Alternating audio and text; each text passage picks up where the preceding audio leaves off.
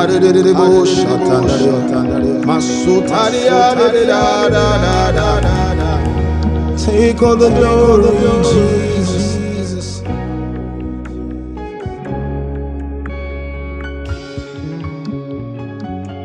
We give you glory and honor for everything you. We bow before your throne, Jesus. Oyekanaya, we worship you today, Jesus. Oyekanaya, we bow before your throne. Arúgbó ọjọ́ tó ń jẹ́ èmi ni, a kí ọ wípé o ṣé, ayérayé nínú ayérayé o, agbórúkọ rẹ̀ ga, Jesus. Oyekanaya, we worship you today, Jesus. Oyekanaya, we bow before your throne, Jesus. Oyekanaya, we worship you today, Jesus. Oyekanaya, we bow before your throne.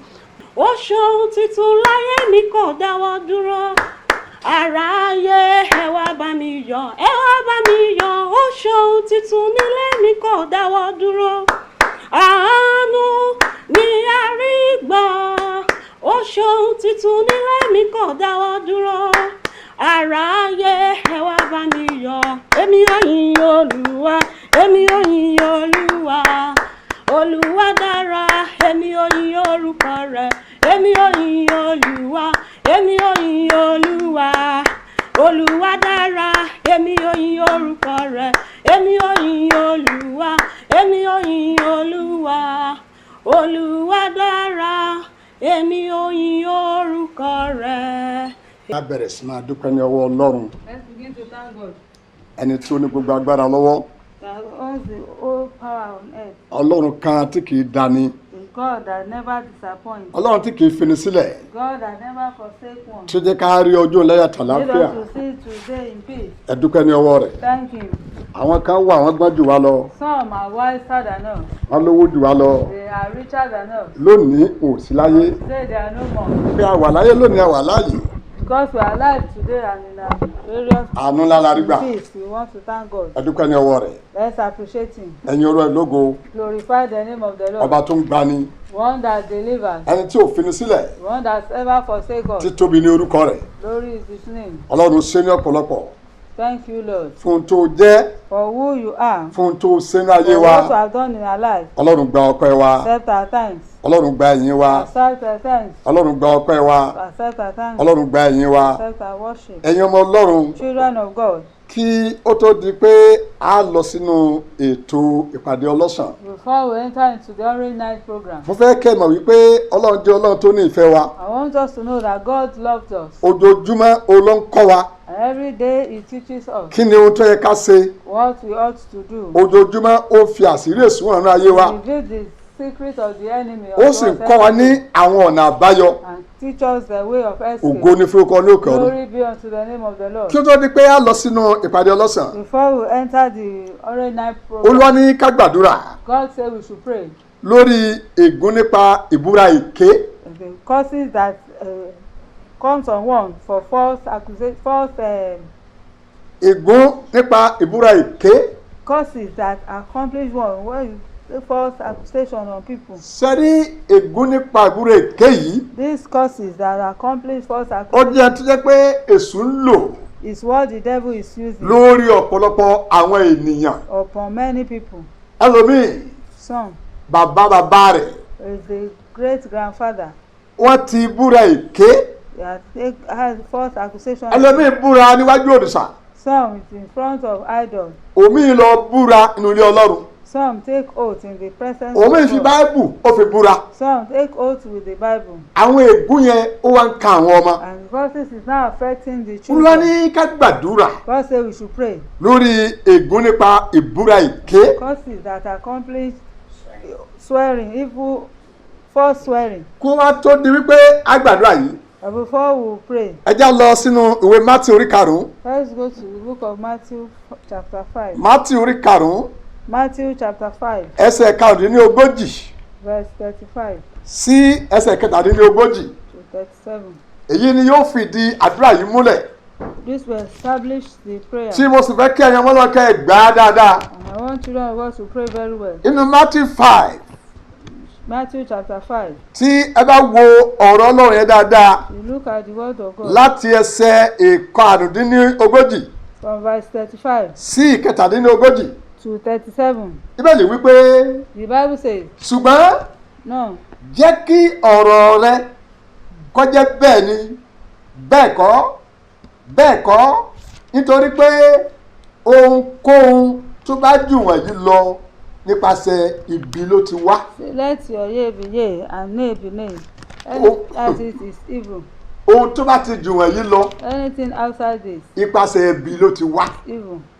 Tí ẹ bá wo ẹsẹ̀ kejìdínlógójì If you look at verse 38, ó ní ẹ̀yin ti gbọ́ bí a ti wí pé ye have heard, ojú fún ojú an eye for an eye, àti eyín fún eyín. and tooth for a tooth. Ẹ̀yin ọmọ Ọlọ́run, Children of God, kí ni tí a fẹ́ fà jáde ní àwúrọ̀ yìí? what are we talking about?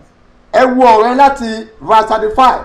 Look at from verse 35. Nǹkan tí ọ̀rọ̀ náà sọ fún wa ni pé What verse? tàbí ayé No, by the earth. nítorí àpótí sí Ọlọ́run ni. For it is the footstool of Ṣé God. Jerusalem But Jerusalem, níbi tí Ọlọ́run ń gbé? where God, the city of God. Now ẹ wá já padà sókè Let's go back again láti verse 33. from verse 33. Ó ní ẹ̀yin ti gbọ́ ẹ̀wẹ̀ Say again, ye have heard, bí a ti wí fún àwọn ará ìgbàanì pé it have been said them of old, ìwọ kò gbọdọ̀ búra thou shalt not forswear, bí kò ṣe pé kí ìwọ kó o mú ìbúra rẹ ṣẹ fún but Olúwa. shall perform unto the Lord thy oath. Ṣùgbọ́n ẹ̀yin wí èmi wí fún yín But I say unto you, ẹ má ṣe búra rárá. swear not at all, Ìbá ṣe fi ọ̀run búra neither by heaven, nítorí pé ilẹ̀ Ọlọ́run ni. for it is God's throne, eternal. Ẹ̀yin ọmọ Ọlọ́run Children of God, tí ẹ bá wo àwọn ọ̀rẹ́ dáadáa. if you look at this word, Yìí tí Ọlọ́run sọ fún wa ni wípé what the word of God is saying, a ò gbọ́dọ̀ búra. that we should not swear, Bíbélì ló sọ bẹ́ẹ̀. as the Bible that has said so. Ṣùgbọ́n ọ̀pọ̀lọpọ̀ wa lónìí For many of us, torí àwọn ẹ̀ṣẹ̀ because of sin, kéèyàn má bàa jìyà. so that we want to avoid Ó sì wá punishment. wọ́pọ̀ láàrin ọmọ Ọlọ́run. And it's common among children A ní of God. Bíbélì rí o, òun á fi búra. We want to swear with the Bible. Tó o bá ṣe nǹkan báyìí. If I have done this or that, Nítorí ẹ̀dẹ̀ ṣe yẹn ó ṣe o. and this is actually, Olúwa ní ká gbàdúrà God say we should pray. wípé gbogbo etí ọjọ́ ogun ìbúra And whatever it is that we have swear that, ètè sòfin jà wá lógun that the devil is using to tí a bá lè gbàdúrà lónìí if we can pray today, ogun yẹn á já kúrò. what battle we are. Kí ni àdúrà tí Olúwa ní ká gbà? What's the prayer point? Ẹ pe orúkọ Jésù. Call the name of Jesus. Olúwa God, tú ayé mi sílẹ̀ deliver me nínú ìdè ìbúra èké. from the bondage of false swearing. Dákun ìwọ ọmọ Ọlọ́run Children of God, ronú ẹ̀ wò dáadáa. think deeply. Wọ́n fẹ́ pé o ti búra If you have make an oath, tí wọ́n pé ìbúra tó ọ̀dẹ̀ bú yẹn and that oath you have taken lórí irọ́ ni is false, kò sí tí ò lè ṣe inú ayé rẹ o. you can do and undo in your life. Ó pe orúkọ Jésù. Call the name of Jesus. Olúwa Lord, tú ayé mi sílẹ̀ deliver me nínú ìbúra èké. from false oaths. Ẹ pe orúkọ Jésù àdúrà. Bàbá ní orúkọ Jésù mo gbàdúrà wá tú ayé mi sílẹ̀ nínú ìbúra èké. Bàbá tú ayé mi sílẹ̀, tú ayé mi sílẹ̀, tú ayé mi sílẹ̀, tú ayé mi sílẹ̀, tú ayé mi sílẹ̀, tú ayé mi sílẹ̀, tú ayé mi sílẹ̀, tú ayé mi sílẹ̀, tú ayé mi sílẹ̀.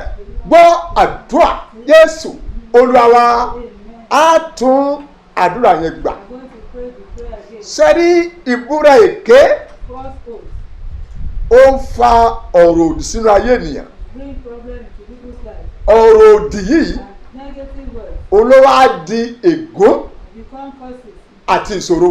and problems.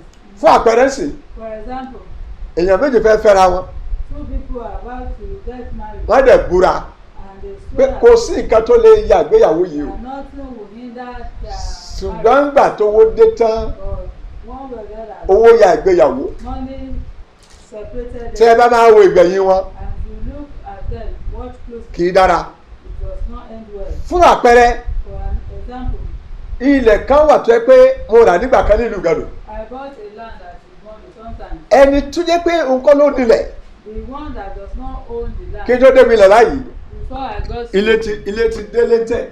they have built on it to the mo lintel. lémi mo nílẹ̀ I said yìí this land belongs ó to bá me. jẹ́ pé òun kọ́ ló bá nílẹ̀ yìí I said if owner kí ilẹ̀ ó dẹ̀ pa òun that the land should kill him. ọjọ́ kejì At the second day ó sì kú. he died. ìbúra èké It's the first oath ó ń fa ogun and bring problems ó ń fa ìpọ́njú and brings affliction ó ń fa àìsàn. and brings sickness. ẹ gbàdúrà We are going to pray. láti sọ fún Ọlọ́run Tell God, Olúwa Lord, tú ayé mi sílẹ̀ deliver my life inú ìdè ìbúra from èké bondage of false oath. pé orúkọ Jésù àdúrà bàbá lórúkọ Jésù Deliver me. tí ò bá nídìí òun sọ pé ká gbàdúrà ní. Father, it is not Wá it's tú for ayé a mi reason sílẹ̀. that I ask us to pray Òun this ìbúra prayer, but èké. deliver my life. Tú mi from sílẹ̀, every false tú mi oath. sílẹ̀, tú mi Deliver sílẹ̀, me, tú mi sílẹ̀, tú mi deliver sílẹ̀, me, tú mi deliver sílẹ̀, me, tú mi deliver sílẹ̀, me, tú mi deliver sílẹ̀, me, tú mi deliver sílẹ̀, me, tú mi deliver sílẹ̀, me, tú mi deliver sílẹ̀, me, tú mi deliver sílẹ̀, me, tú mi deliver sílẹ̀. me, Lórúkọ deliver me. Jésù. Olúwa tú ayé mi Lord, lẹ̀. deliver my Gbọ́ life. àdúrà Jésù. Olúwa In wá. Jesus' name we pray. Ẹ tún àdúrà yẹn gbà. I'm still repeating the prayer. Àwọn nígbà tí wọ́n ń rán àwọn aṣojú lọ sí ilẹ̀ Kénáánì. Then they sent spies to the land of Canaan. Àwọn tí wọ́n sọ pé àwọn dàbí ẹyẹ lẹ́ǹgà. Those that says they are like grasshoppers. Tí ẹ bá wo òwe mẹ́rin orí kẹ̀ńlá ṣe kejìlélógún. In the book of Numbers 14:28. Ìtí bẹ́ẹ̀ ni sọ fún wa ni The wípé Bible says ọ̀rọ̀ tí wọ́n sọ yẹn that which they said bẹ́ẹ̀ ló rí. happened to them. Wọn ò dé ilẹ̀ lẹ́yìn o. They didn't get to the Gbogbo promised wọn ni land. wọ́n kú sínú ìjù. They all died in the Ẹ wilderness. jẹ́ ká gbàdúrà. Let us pray. Wọ́n na mẹkáníìkì kan ní ọjọ́ kan. A mechanic was beaten one Nígbà day, tí mo débẹ̀, and when I got there, àwọn tó nà á, those that wọ́n ní were kó dọ̀bálẹ̀. they said you should prostrate Wọ́n dẹ̀ mú àdá lọ́wọ́. and you took Tí wọ́n bá cutlass. ti fi ràn wọ́n ní kó máa ṣépè pé kò ní dáa fóun. And as they are beating him with the cutlass, I said you should be cursing himself that it will not be well with Mo ṣe him. gbọ́ mo ní And ilé I ẹ̀sẹ̀ said, yóò dáa. what you are doing is Àwọn ní ìpàdé fẹ́rẹ́ rẹ̀ ṣépè àwọn kò ní bọ́ níbẹ̀. they say they understand that if you should curse Ẹ̀yin ọmọ himself, Ọlọ́run, we will not be tí mo lọ sí free. gbé búra. Where is it that you have cursed Dákun ronú rẹ̀ wò dáadáa o. or swear if falsely Gbogbo against ẹ̀ náà kọ́ yourself? làdúrà o. Everything is not prayer. Níbo ló gbé búra? Where is it that you have Wẹ́nú taken ìdílé rẹ. for oath? Sáwọn òbí ẹ ti búra. Examine your family at your parents sworn an Dákun oath. pé orúkọ Jésù. Call the name of Ó pé Jesus nígbà mẹ́ta. 3 times. Olúwa tú ayé mi sílẹ̀. Deliver my life. Inú ìdè ìbúra èké. Bondage of evil oath. Ẹ pé orúkọ Jésù àdúrà. Call the name of Lórúkọ Jésù. In the name of Jesus. Ọlọ́run o. For every Tú ayé mi oath. sílẹ̀. In the name of Jesus. Fúnú ìdè Every ìbúra false èké. oath that Ìbúra has èké. sworn. Ìbúra èké. Deliver me. Tú mi lẹ̀. Every Tú mi false lẹ̀. oath. Olúwa Deliver tú mi me. lẹ̀. Olúwa Every tú mi false lẹ̀. oath that Olúwa has tú mi sworn. lẹ̀. In the name of Olúwa Jesus. tú mi lẹ̀. Deliver me. Olúwa tú mi Deliver lẹ̀. me. Gbọ́ Deliver me. àdúrà. In the name of Jésù. Jesus. Olúwa wa. Amen. Ó tún gbàdúrà. Still pray. Gbogbo ègún Every curse tí mo kò sórí ara mi that I call upon myself nítorí ìbẹ̀rù because of fear ìjìyà ẹ̀ṣẹ̀. of the punishment of sin. Ẹ̀jẹ̀ Jésù Blood of Jesus. wẹ́ kúrò lára mi. Urge it out of my life. Ṣé gbogbo kìíní yẹn ẹ̀jẹ̀ amúra? Let's be prepared. Nígbà tá a wà ní kékeré, When we were young, tá a bá lọ jí ẹran, if you stole a meat tá a bá jí ẹran báyìí. after Ta ló mú kìíní yìí o? who has taken it? Àwọn kan Ọlọ́run rí wa o. Ṣé- Ọlọ́run rí wa o. I'm not the one. Ṣé God, ẹ rí ìjọ tí Ọlọ́run tó máa mú èmi? the day God will apprehend Ṣé ẹrẹ́dọ̀ yẹn? That- Ẹran yẹn gbóná. the, Mo sì the, mọ̀ pé wọ́n mi ń bọ̀ báyìí. the meat was so hot and I know that my Wọ́n sọ mother sẹ́nu. was coming. I threw it in my mouth. Daniel kí ló dé? So, Nígbà tẹnu ṣé ń gbómi lẹ́nu wọ́n pọ̀ sílẹ̀ wọ́n ní wọ́n ló máa ń jáde. Ẹ jẹ́ gbàdúrà.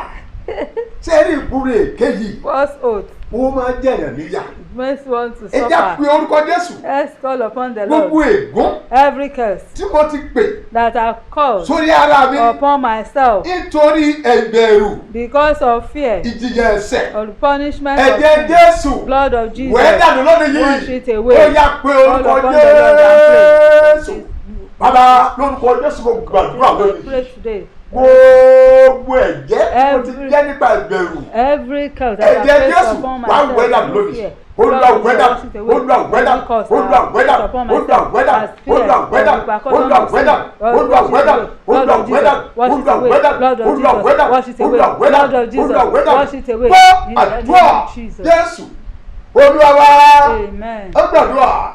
Ó sọ fún Ọlọ́run. Tell God, Olúwa Lord, bá agbára ọ̀rọ̀ òdì. Agbára ọ̀rọ̀ òdì. the power of negative word Tí Èṣù sọ sínú ayé mi. the enemy has Torí spoken to my life májẹ̀mú ègún. because of the covenant of curses. Ọlọ́run Lord, bá agbára ọ̀rọ̀ òdì.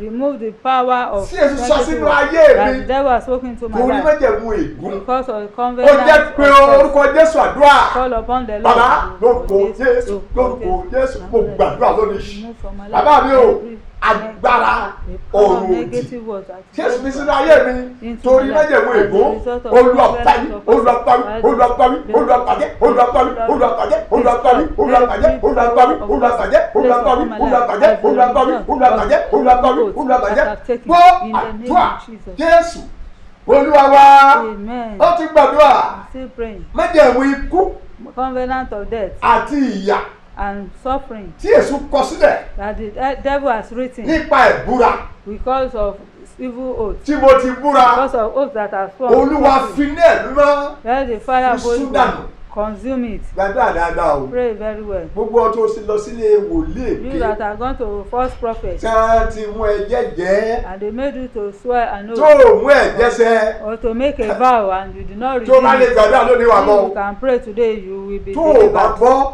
If you are not ẹ̀mí rẹ̀ wà delivered, lọ́wọ́ wọn. your spirit is still in Torí their ọ̀rọ̀ ìbúra Ọlọ́run fi ṣeré o. because God does not joke with Ó tún pe oath. orúkọ Jésù. You are going to pray. Ìwọ májẹ̀mú ikú You, the covenant of death àti ìyà and suffering Jésù kọ sílẹ̀ that the devil has written nípa àwọn tí mo ti bú. concerning me because of fi evil iná Ọlọ́run oaths fi sún or dànù. the false oaths that are taken. Ẹ Be consumed pé by orúkọ fire of God. Be consumed by Jésù. fire. Call upon the Lord. Bàbá Father, in the lórúkọ name of Jésù Jesus. gbọ́dọ̀. Father, in the mighty Mo name of gbàdúrà Jesus. lónìí yìí. Every Gbogbo covenant of májẹ̀mú death, ikú every covenant àti of ìyà death and Jésù suffering kọ that sílẹ̀ the devil has written nípa ìbúra concerning me lórúkọ as a Jésù. result of Mo false fi iná àti àrá, oath of false mo fi vow parẹ́, that mo fi has parẹ́, mo fi fire parẹ́, of Holy mo fi Ghost, parẹ́, mo fi parẹ́, fire of mo fi God, parẹ́, mo fi parẹ́, fire of mo God, fi parẹ́, mo fi parẹ́, mo fi parẹ́, mo fi parẹ́, mo fi parẹ́, mo fi parẹ́, mo fi parẹ́, mo fi parẹ́, mo fi parẹ́, mo fi parẹ́, mo fi parẹ́.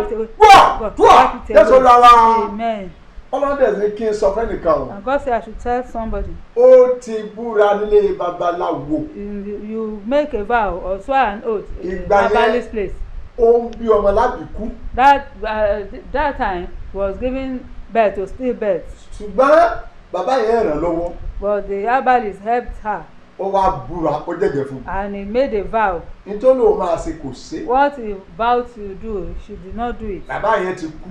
The herbalist is dead. Ogun tó ń jẹ lónìí, And the battle you are facing now ogun yẹn ni o.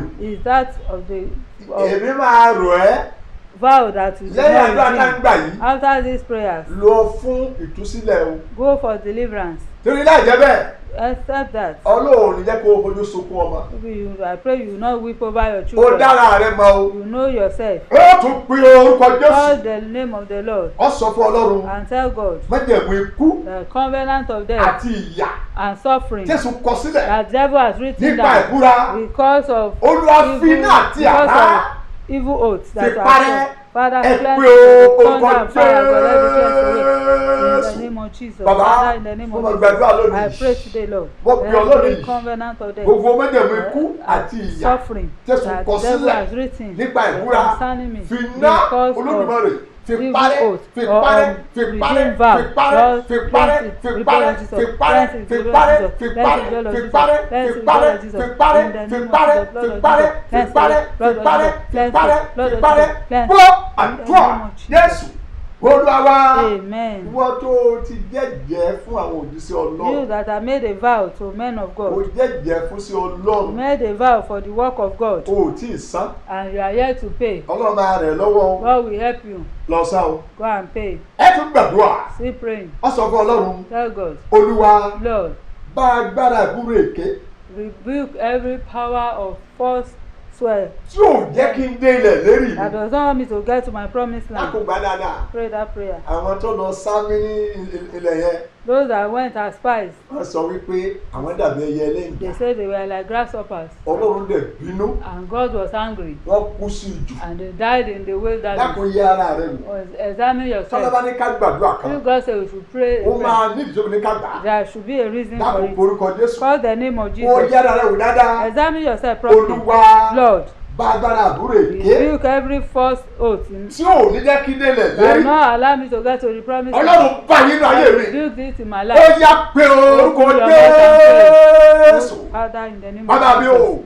Father, in Gbogbo the mighty name ìbúra of Jesus. èké Lord, rebuke every tí ò power jẹ́ kí of false délẹ̀ oath. lérí. I will not Ọlọ́run allow báwí me to get to the báwí promised báwí land. Rebuke báwí it. In the báwí name of báwí God, rebuke the báwí power báwí of false báwí oath. Assign to hinder me to gbogbo get to my ìbúra promised èké land. In the ìbúra name of èké Jesus. ìbúra Every èké false oath. tí ò jẹ́ kí Assign to délẹ̀ hinder lérí. me to get to Olúwa the promised bá land. fún ayé mi Lord, lónìí. rebuke it in my life. Lórúkọ Lord, rebuke it in my life. Jésù. Lord, rebuke it in my life. Olúwa In the bá name fún ayé mi of Jesus. lónìí. False oath. Assign to Lórúkọ hinder me to get to the promised Jésù. land. Lord, Olúwa rebuke bá it in fún ayé my mi life. lónìí. Father, rebuke Bàbá it in my life. Lord, rebuke it. Rebuke it. Rebuke it. Rebuke it. Rebuke it. Rebuke it. Rebuke it. Rebuke it. Father, rebuke it in my life. In the name of Jesus. Lord, rebuke it in my life. In the name of Jesus. Amen. Àdúrà yìí wà fún èèyàn mẹ́rin. This prayer is for 4 people. Ó jí owó ọ̀gá rẹ̀. You stole your boss money. Owó tó jí yẹn The money you stole, ló fi dá lé sẹ́lẹ̀.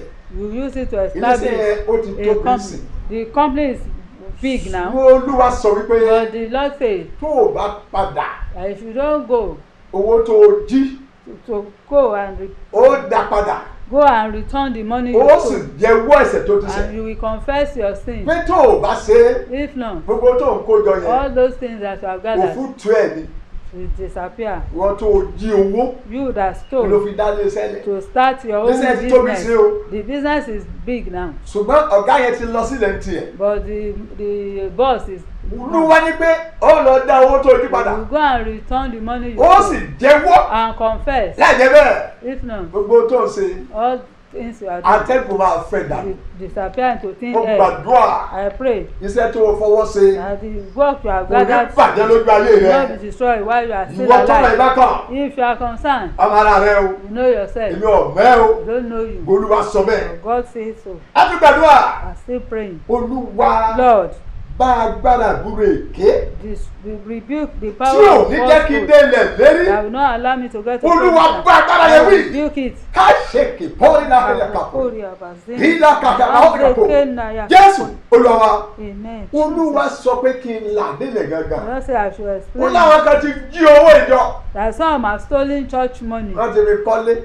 They have built houses. Olúwa sọ wípé owó tó jí yẹn That money is kó o stolen. lọ bá alákòóso ìjọ yẹn. Go to the GO of the church Kó o lọ ṣàlàyé. and explain yourself. Kó o dẹ̀ rí i pé And owó tó o jí the money you ó stole sì san padà. and return it. Bọ́ọ̀ta lé ni o. You sell the house, Bọ́ọ̀ta mọ́tò ni o. your vehicle. O bá kọ̀ láti ṣe. If you refuse to do it, Olúwa sọ pé you just say láàrin oṣù kẹfà that in the 6th month wàá bẹ̀rẹ̀ àṣẹ wèrè. you will be Jẹ́ afflicted pé with ìwàásù wa máa wá fún àwọn igi káàkiri inú gbó. that you will be preaching to trees in the Gbogbo forest. ẹ̀yin tẹ̀ ń jí owó ìjọ. God are stealing God's money. Ìwọ tó bá ń gbọ́ lákòókò If yìí you are hearing me, lọ ṣe àtúnṣe. amend your ways. Torí oṣù kẹfà That in the 6th month ó máa jẹ́ oṣù ìjìyà shall be a month fún of gbogbo ẹni tẹ̀ ń punishment. jalè lulẹ̀ As Ọlọ́run. many that are stealing God's money, Àìsàn wèrè sickness of Ọlọ́run fẹ́ insanity, fi gbà yín jà. that will afflict Ẹ̀yin you. tẹ́ ẹ jẹ́ olè And you that are thieves, kó tó di oṣù kẹfà before the 6th month, ẹ lọ ṣe àtúnṣe. amend your ways. Bẹ́ẹ̀ òní Olúwa wí. Praise the Lord. Wọ́n tún gbàdúrà. I'm going to pray. Wọ́n sọ fún Ọlọ́run. Tell God, Olúwa Lord, mo pàṣẹ ìpínyà I command separation láàrin èmi àti ẹ̀mí èṣù between me and demons tí a yàn tì mí that are signed against me láti máa búre èké. to swear falsely. Ẹgbẹ́ àlàyé mi. Gbàdúrà yẹn dáadáa Pray o. that prayer very well. Gbàdúrà yẹn dáadáa Pray o. that prayer very well. Nǹkan kékeré Very small. ó máa filẹ̀ búra. You begin to swear Jésù falsely. rínú mi. Jesus know about it. Bíbélì rèé. This is the Irọ́ ló lè Bible, pa. and you are lying. Gbàdúrà dáadáa o. Pray very well. Ó pe orúkọ Jésù. Call the name of Jesus. Olúwa Lord, mo pàṣẹ ìpínyà I command separation láàrin èmi between me àti ẹ̀mí èṣù and the demon tí a yàn tì mí assigned against nípa me àbúrò èké. to force Ó yá because of pé orúkọ Father in the Jésù. name of Jesus. bàbá o I command mo separation gbàdúrà lónìí yìí o between me mo bẹ̀ ọ́ o that is yà as mí against yà me as a ẹ̀mí result Jésù of tó fi sí mi falsehood. nínú In the láti name máa of búre Jesus. èké In the name of Jesus. lórúkọ Father, command Jésù separation Olúwa between pé àníyà me and pé àníyà sin pé àníyà that the pé devil àníyà has signed bàbá against my pé life àníyà as a bàbá result pé of àníyà falsehood. bàbá In the pé name àníyà of Jesus. bàbá pé àníyà bàbá pé àníyà bàbá pé àníyà bàbá pé àníyà bàbá pé àníyà bàbá pé àníyà bàbá pé àníyà bàbá pé àníyà gbọ́ àdúrà In the name of Jesus. Jésù Olúwa wa Amen. ẹ gbàdúrà Still praying ẹ sọ fún Ọlọ́run and tell God, Olúwa Lord, dá ọwọ́ òfo remove every hand of tí nothingness ayé fi sínú iṣẹ́ mi in my business nípa ìbúra èké as a result of false oaths. Olúwa Lord, dá ọwọ́ òfo remove the hand of tí ayé fi nothingness sínú ayé mi placed in my life nípa ìbúra èké as a result of false ó oaths. yá pé orúkọ Open your mouth and pray, Lord, remove Jésù every hand of nothiness, Gbogbo ọwọ́ òfo every hand of emptiness tí a fi placed sórí upon my iṣẹ́ business mi as a nípa result of ìbúra false èké oaths. Olúwa Remove dádúró it, dádúró remove it, dádúró remove dádúró it, remove dádúró it, padà remove it, dádúró every hand padà of emptiness, dádúró every padà hand dádúró of padà nothiness dádúró placed padà upon my dádúró business gbọ́ as a result of àdúrà false oaths be removed Jésù in the name of Jesus. Olúwa wa Amen. Olúwa dúpẹ́ lọ́wọ́ yín Lord, we thank you. ohun tá a fọ fún fèrè The voice, the thing that is spoken to the ó ní trumpet fèrè fọ jáde is what is the voice that will bring out. àdúrà tí oníkàgbà ti gbà We wọ́n have prayed the prayer we ask us to pray. gbogbo ẹnikẹ́ni tó àlábẹ́ ègbò ìbúra Everyone that is under the cause of false torí oaths ikú Jésù Kristi because of the death of Jesus Christ, Olúwa tú wa sílẹ̀ Lord deliver us. torí àmọ́ táwọn òbí àtàndì forí kọ́ Because we don't know what our parents have done. ṣùgbọ́n a gbàgbọ́ pé ẹ̀jẹ̀ Jésù tó láti gbà wá But we believe that the blood of Jesus is gbogbo more than àwọn enough to èèmọ̀ deliver. yìí All these causes, mú kó nu ayé wa take them away from our wọ́n jẹ́ lives. fún ọba tiwa jẹ́ Let it not destroy us. Ọlọ́run ṣàánú fún wa Father, Lord, have mercy kó on dá us oríjì wá and have mercy on Jésù us. Kristi Forgive us. Olúwa wa In Jesus' name we pray. hallelujah Amen. ẹ̀yọ́ ọmọ Ọlọ́run Children of God, a fẹ́ sọ̀rọ̀ Ọlọ́run we want to go into the word of God. torí wípé ọ̀rọ̀ Ọlọ́run ní agbára wa Because the word of God is our strength inú rẹ̀ ní ìyè wà and in it there is life. ẹ jẹ́ kí bíbélì wa ẹ jẹ́ ká sí sínú ìwé tí gbogbo wa tá a fẹ́ràn dáadáa Let's open our Bible ìwé Àìsáyà to the book of Isaiah. orí ìkẹtàléní ogójì Isaiah 43. gbogbo ẹ̀yàn Ọlọ́run bíbélì yẹn sí síbẹ̀ Open your Bible to Isaiah 43. nítorí pé mímọ̀ wípé Ọlọ́run wa yóò ṣe ohun tuntun That our God will do something new. gbogbo tó ń lọ yìí All this that is, á fi yin Ọlọ́run lógo ni we will glorify God in it. We end in èmi praise. sì gbàgbọ́ wípé májẹ̀mú ọ̀sẹ̀ lórí ayé ẹnìkọ̀ọ̀kan ẹni ọmọ Ọlọ́run Covenant of God will be fulfilled in bó our ti lives. wù kí òní kó rí Covenant of God will be fulfilled in our ẹni lives. ọmọ Ọlọ́run No matter how it is. inú ayé wa In our lives, á yin Ọlọ́run it lógo will end in praise. tí ẹ bá wo ìwé yẹn dáadáa If you look at that book, ó jẹ́ ìwé kan tó jẹ́ pé ó súnmọ́ gbogbo àwọn ọmọ Ọlọ́run it's a Bible verse that is close to children of bó ṣe God. súnmọ́ wa tó As it's close to us, ọ̀pọ̀lọpọ̀ àwọn àṣírí olówà níbẹ̀ there are many secrets embedded in it ìjọba lè pé ọ̀pọ̀lọpọ̀ wa a kò kà kún that children of God do not take ẹ̀yà fún láti cognizance. ẹsẹ̀ kejìdínlógún Let's look at it from verse 18. ó ní Verse 18. ẹ má ṣe rántí nǹkan tí ìṣáájú mọ́ Say, remember ye not the former things, àti nǹkan tí àtijọ́ neither consider the things of old. ẹ má rò wọ́n mọ́ Don't think of it. ìmọ̀ràn ńlá It is a great counsel. má rántí gbogbo wàhálà tó ti là kọjá Don't think of the problem you have gone through. ìmọ̀ràn Ọlọ́run nìyí This is the counsel of God. nínú ẹsẹ̀ ìkọkàndínlógún In verse 19, ó ní kíyèsí say, behold, èmi yóò ṣe ohun tuntun I kan will do a new thing, ní ìsinsìnyí and now yóò wù jáde it shall spring forth, ẹ̀yin yóò sì mọ̀ and ye shall know it. lóòótọ́ èmi ó la ọ̀nà kan I will even make a way nínú aginjù in the wilderness àti odò and rivers ní aṣálẹ̀ in the desert. bàbá ló ń sọ̀rọ̀ yìí That's God speaking. sẹ́gbẹ̀ẹ́ ní ara mi My people, òun ló ń sọ̀rọ̀ God is speaking to us kí òun ó la ọ̀nà that He will make a way. irú ọ̀nà wo nìyẹn Which kind of way? sẹ́gbẹ̀ẹ́ tó náà fẹ́ là yìí The way we want to make. ó jẹ́ ọ̀nà tó jẹ́ wípé yóò jọ ọ̀tá lójú It is a way that will surprise the enemy. ó jẹ́ ọ̀nà tó jẹ́ wípé It is a way ogun ayé ò tẹríba that every battle will bow to. olúwa ní kó o gbàgbé ohun àtijọ́ God says you should forget the old things. kí ló ohun àtijọ́ What are the former things? gbèsè Debt, àìlówólọ́wọ́ lack of money, àìnífọ̀kànbalẹ̀, lack of rest of mind, ogun àìsàn, sicknesses, àìníṣẹ́ lọ́wọ́, joblessness, àìlọ́mọbí, barrenness. àìní ọkọ, We are still looking unto God for husband. àìní aya. We are looking unto God for Gbogbo wife. àwọn nǹkan yìí All these things, nǹkan àtijọ́ ni. they are former things. Ṣùgbọ́n Olúwa sọ wípé And the Lord says, àníkọ́ kó o gbàgbé rẹ̀. as you forget the former Ó things, ní wọn Ọlọ́run saying God himself òun yóò ṣe ohun tuntun. will do a new thing. Kó ló nípa gbàdúrà. Before we go to Mo pray, fẹ́ sọ̀rọ̀ lórí ohun tuntun. I want to talk about Mo new fẹ́ things. fi àpẹẹrẹ àwọn ènìyàn I want to give us an example of people tọ́lọ́ wọn sọ tuntun ní ayé wọn. that God do new things in their life. Nígbà táyé ti rò wọ́n pin. When people are Mo forgotten gbàdúrà them, lónìí yìí. I pray today, Gbogbo ẹni tẹ́ ń gbọ́ ohùn mi. many are listening to me. Láti òní lọ, From today, àṣẹ ohun tuntun the authority of new things yóò bẹ ayé rẹ wò. visit our lives. Mo ní àṣẹ ohun tuntun The authority of new things yóò bẹ ilé rẹ wò. visit our homes. A ó dá ìkólọ rẹ padà. I will be restored. Ìyà ò ní jẹ We ọ́. will not suffer. Bẹ́ẹ̀ lolúwa wí. Says the Lord. Àwọn wo ló ti rí àǹfààní ohun tuntun? Those are who are those that are seeing good things. Àpẹẹrẹ nìkan ni Joseph. The first person is Joseph. Ṣé ká wo ìwé Genesis orí kọkànlélógójì? Look at Joseph in Genesis 39. Tí ẹ bá wò ó délẹ̀, Look from the beginning to the end. Joseph láti inú ọgbà ẹ̀wọ̀n Joseph from the prison ó di igbákejì ọba. became the prime minister. Ohun tuntun. It's a new thing. Mo ní mo gbàdúrà I pray ohun tuntun that new things yóò bẹ ayé rẹ will wò. visit our lives. Ta ni Amen. ẹnì kejì?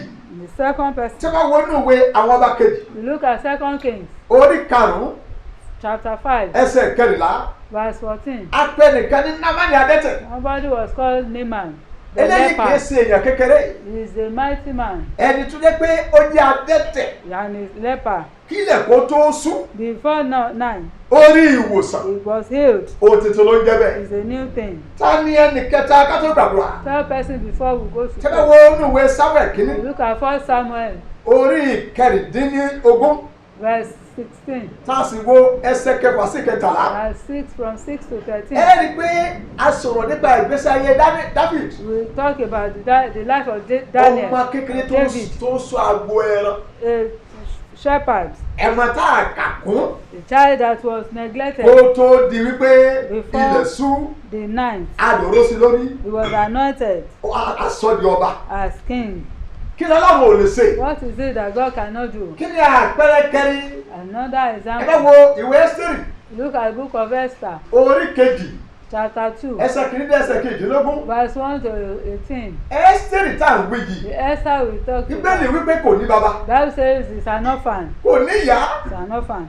inú ìgbèkùn ló wà. He was in bondage. Kílẹ̀ kó tó sú, But before the 9th, ó di ayaba. became the queen. A ní mo gbàdúrà, I pray ohun tuntun new things yóò bí ayé rẹ wò. visit our lives. Ẹ̀yin ọmọ Ọlọ́run, Children of kí ló God, ń là kọjá lọ? what are you passing through? Dákun fọkàn balẹ̀. I want you to be Gba Ọlọ́run gbọ́. rest assured and believe God. Inú ẹnì karùn-ún, Number 5, the 5th person, ìwé Ẹ́sítérì yẹn náà, the same book of Esther, orí ìkẹjọ, chapter 8, ẹsẹ̀ kìíní sí ìkẹrìnlá. verse 1 to 14. Ẹni tá a pè ní Mọ́díkà, Mordecai ṣe bí ẹrú ló ń ṣe, was a slave. ó ń sọ ààfin ọba. I wait upon the king at the Àní kílẹ̀ palace. kó tó di pínlẹ̀ sú, Before the night falls, ó di igbákejì ọba. became the second in Mo ní command to ó the dèbí king. la. Amen. You get to a great place. Apẹ̀rẹ̀ kẹfà, A sixth tí wọ́n example. wọ́n ìwé Mark, Look at the book of Mark, orí ìkẹwàá, Mark 10, ẹsẹ̀ kẹrìndínláàdọ́ta verse 46 sí ìkejìléníàdọ́ta. to 52. Apẹ̀ kan ní Bátọ́nì afọ́jú.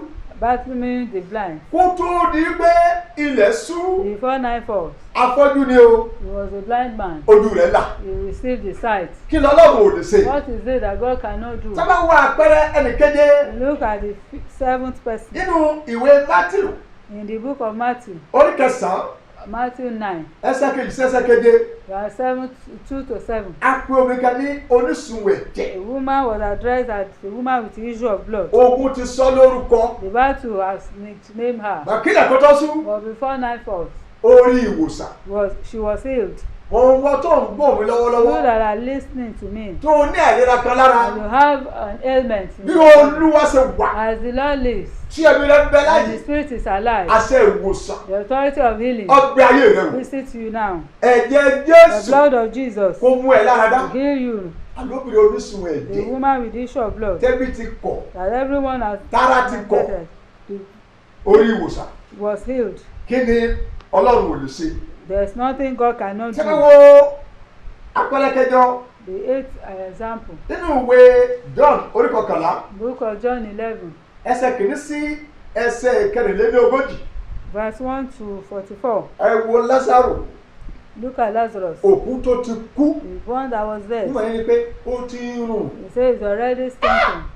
Òkú tó ti kú The dead ó di alààyè. became a living Mo ní being. mo gbàdúrà lẹ́ẹ̀kan sí. I pray for you Gbogbo ohun tó also. ti dòkú Everything that is dead inú ayé rẹ in the life, ó yẹ kó gba ìyè. receive life. Amen. Ìjó di òkú Whatever is dead inú ayé in rẹ our lives, àní kó gba ìyè. receive life. Ẹni tó ti kú Person that was dead, bí ni sọ pé Jésù pè ní òun rárá. Bible says Jesus Lásárù loud voice, ẹni tó Lazarus, kú náà sì di alààyè. and the dead man came alive. Ká tó lọ sínú àdúrà. Before we go to pray, Ṣé wọ́n wọnú ìwé Daniel look at the book of Daniel, orí karùn-ún chapter 5, ẹsẹ̀ kọkàndínlọ́gbọ̀n verse 29 sí kọkàndínlọ́gbọ̀n. to 31. Aṣọ Daniel di ènìyàn pàtàkì Daniel was made a great person. kó tó di pélé sú. Daniel was honored before the ninth fall. Abẹ́ ìrí Ọlọ́run bí. You see, Kílẹ̀ kó the tó act sú. of God before the ninth fall. Daniel aṣọ di ènìyàn pàtàkì. was honored. Ẹ̀yin ọmọ Ọlọ́run Children of kí God, lọ́lọ́run ò lè ṣe. what is it that God cannot do? Àpẹẹrẹ kẹwàá The 10th inú example ìwé John in the book of John, orí karùn-ún John chapter 5, ẹsẹ̀ kìíní sí kẹẹ̀ẹ́dógún. verse 1 to 15. Ọkùnrin kan wà létí odò Bẹ́sáídà. The man at the pool of Bí Bethsaida, sọ pé the Bible says ó ti tó ọdún méjìléníogójì. he has been there for 38 years. Ẹ gbọ́ Olódùmarè And listen to ọdún méjìdínlógójì 38 years. ló ti wà Has been there inú ìnira. in problems. Ṣùgbọ́n ní ọjọ́ kan oṣù But in one day, Jésù tọ̀lọ̀ Jesus visited him ọ̀rọ̀ rẹ̀ yí padà. and the story Mo changed. gbàdúrà I pray Jésù ọ̀tọ̀ ẹ̀ wá. that God will visit you. Ipò tó wà yẹn yóò mú ẹ kúrò níbẹ̀. Position you are in will Mo change. Jésù yóò tọ̀ ẹ́ wá. God will visit you Yóò sí ọ lógo. and will glorify himself in Ẹ̀yin your ọmọ Ọlọ́run. life. Children of Kí God, lọ́lọ́run ò lè ṣe? what is it that God cannot Ohun do? tuntun ọ̀wọ̀ ẹ̀ rí. Good things will locate Káwá us tó ní pápá gbàdúrà. before we pray. Kí ni àwọn tó fẹ́ fẹ́ ohun tuntun? Those that want to experience Kí new ló things, yẹ ká rí nínú ayé wọn? what will be seen in their Lákò lives. dìmú dáadáa. All these ones. Tó o bá ń gbàdúrà If you are praying tí gbèsè ayé rẹ and your life tó ń ta kàdúrà. and it's going contrary to the Ẹni tí prayer ò you are gbàdúrà praying, ọ̀sẹ̀ dùn ẹ lọ o. the one that does not pray is better than you. Àti gbọ́ pàǹkà tí ro tuntun gbà lónìí. I heard some people Mo sì receive gbàgbọ́ pé wọ́n náà máa ro tuntun and gbà. I believe you will receive new Kí things. ni as àwọn well. nǹkan tó yẹ pé ó yẹ ká rí nínú What ayé rẹ? are the things to be seen in your life? Ohun àkọ́kọ́ Number one, wàá fi Ọlọ́run síwájú you must make God your priority. nínú ohun gbogbo. Make God your priority. Nínú ohun gbogbo. Make God your priority. Ohun kejì Number two, wàá mú ìgbésí ayé àdúrà pẹ̀lú ìpinnu. you will be determined to pray. Live a life of prayer with determination. Ìgbésí ayé àdúrà A life of prayer pẹ̀lú ìpinnu. with determination. Nǹkan kẹta tó máa fi ohun tuntun.